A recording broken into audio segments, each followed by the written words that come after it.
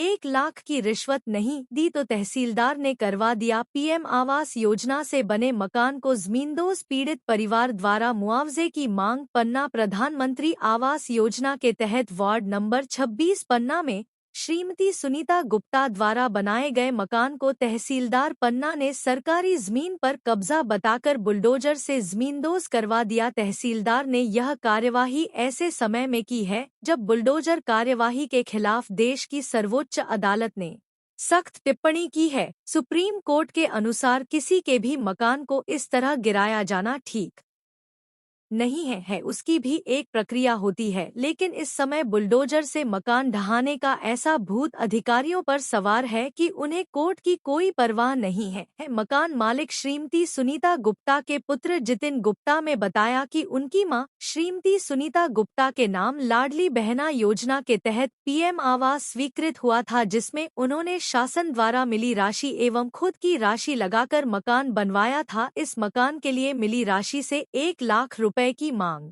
पटवारी के माध्यम से तहसीलदार द्वारा की गई थी, वरना मकान ढहा देने की धमकी दी गई थी। हमने 10,000 रुपए पटवारी को दे दिए थे, लेकिन शेष 90,000 रुपए नहीं दे पाए। जब हमने 90,000 रुपए देने में असमर्थता जताई तो पटवारी ने फोन पे के जरिए हमारे 10,000 रुपए लौटा दिए थे और नोटिस भेजना शुरू कर दिया। 2-3 नोटिस देने के बाद जब उनका परिवार घर में ताला लगाकर बाहर गया था, तब मकान को बुलडोजर से जमींदोज कर दिया गया। यहाँ तक कि घर गृहस्थी का सामान कुछ भी नहीं छोड़ा। हमने कलेक्टर पन्ना से भी लिखित शिकायत कर न्याय की मांग की है। किसी के भी सूने घर में इस तरह बुलडोजर चलाना उचित नहीं है। श्री गुप्ता ने जिला कलेक्टर से मकान ढहाए जाने का मुआवजा दिलाए जाने की मांग की है।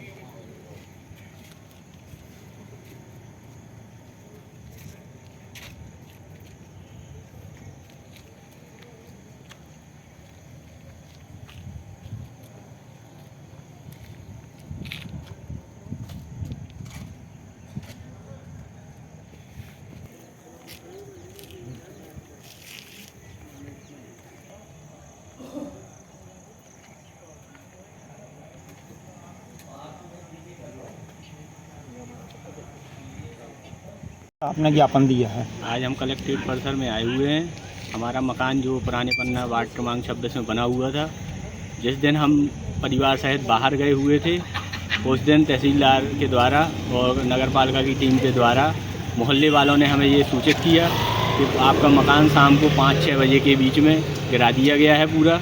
और जब हम लोग 7 बजे करीब वहाँ पहुँचे, अब बाहर से आए हम लोग, तो हम लोगों ने देखा वहाँ पे कि हमारा मकान ही गायब हो चुका है वहाँ पे। तो हम लोगों के होश उड़ गए उस समय। तो मोहल्ले वालों से हम लोगों ने पूछा तो उन्होंने पूरी जानकारी दी हमको। तो उसके बाद अभी 2 दिन से हम लोग बिल्कुल सदमे में थे। आज हमने कलेक्टर साहब को आवेदन देने के लिए और न्याय संगत कार्रवाई करने के लिए, और ऐसी बेनशिफ्त मानसिकता वाले अधिकारी जो शहर में घूम रहे हैं बुलडोजर लेके, जो किसी का भी घर ताला लगे हुए में भी गिरा सकते हैं, तो इससे सतर्क रहने की बहुत ज़रूरत है ऐसे अधिकारियों से। तो इसकी जानकारी देने हम कलेक्टर साहब को आए हुए थे, और इसकी जानकारी अभी हम अपने माननीय सांसद जी को भी देंगे, अभी विधायक जी को भी देंगे कि इस तरीके से आवास योजना का बना हुआ मकान ताला लगा हुआ गिरा सकते हैं जब ये लोग, तो ये तो किसी गरीब का फिर रहना जीना मुश्किल कर देंगे। लोग वैसे ही अपनी बेरोजगारी से परेशान हुए हैं और महंगाई के दौर से जूझ रहे हैं, उसके बाद किसी का आशियाना गिरा देना, ये मुझे लगता है बहुत बड़ी एक दुखद घटना है। पैसे की लेन देन वाली बात भी सामने आई। 7-8 महीने पहले से तहसीलदार साहब हमसे 1 लाख रुपए की मांग कर रहे थे, तो जिसके एवज में हमने पटवारी जी, उनने बोला था कि हमसे पटवारी जी से मिल लो।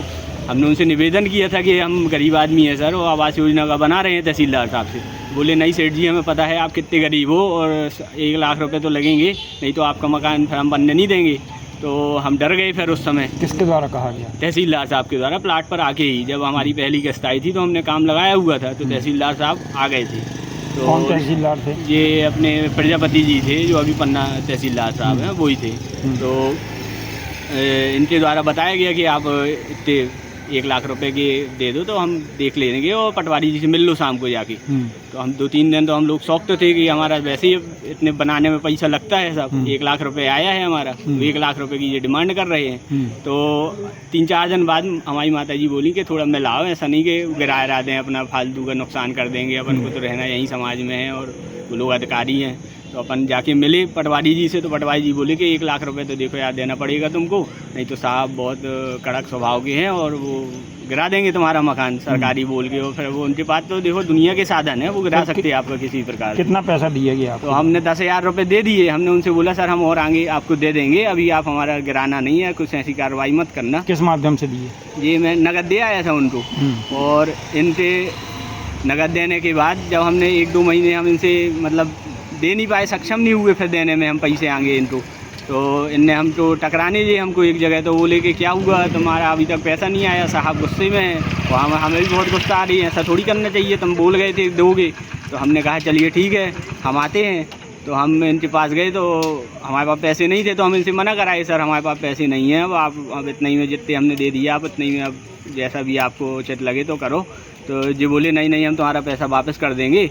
तो हमने हाथ जोड़े और निकल आए अपना, हमने कुछ नहीं बोला कि हमें आप दो वापस या कुछ भी करो। तो इनने फ़ोन-पे के माध्यम से मई महीने में हमें 10,000 रुपये वापस कर दिए थे। तो अपन ने कुछ नहीं बोला, हमने कहा चलो अब देखेंगे भाई कुछ। अपन तो इनने कोई कार्रवाई भी नहीं की मई महीने से, अपन शांत हो गए। तो इनने सडनली अभी कारण बताओ नोटिस दिया और सीधे बस 2 पेशी हुई, 21 तारीख को 22 तारीख को 23 तारीख को, बस सीधे जाके पता ही नहीं चला कब मकान शाम को। कहीं ना कहीं 1 लाख रुपए आप दे देते तो आपका मकान सुरक्षित रहता। अब वही मकान बेच नहीं पड़ता तब ही दे पाते हम। अब वो पूरा धराशायी कर दिया। किसके नाम से मकान है? माता जी के नाम से है। क्या नाम है माता जी? सुनीता गुप्ता।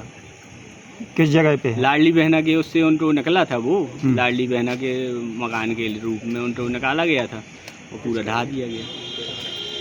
आपको बिना नोटिस दिए? बिना, हमें कोई जानकारी नहीं है। जानकारी होती तो हम अपना सामान सब निकालते, ताला थोड़ी लगे रहने देते। जब वो बता देते कि भाई इतने तारीख को गिर जाएगा आपका, तो अपन उस हिसाब से रहते। कोई जानकारी नहीं है, आए बस गिरा के ताला बंद में गिरा दिया इनने पूरा। अब अपन क्या चाहते हैं आप? अब हम न्याय चाहते हैं कि हमारा जो मकान गिरा दिया है उसका हमें उचित जो भी शासन की तरफ से वो मिले, मुआवजा वगैरह, और हमारे यथावत खर्चे में बनाने की अनुमति दी जाए वहाँ पर। धन्यवाद। नाम बताएं अपना? जितिन गुप्ता।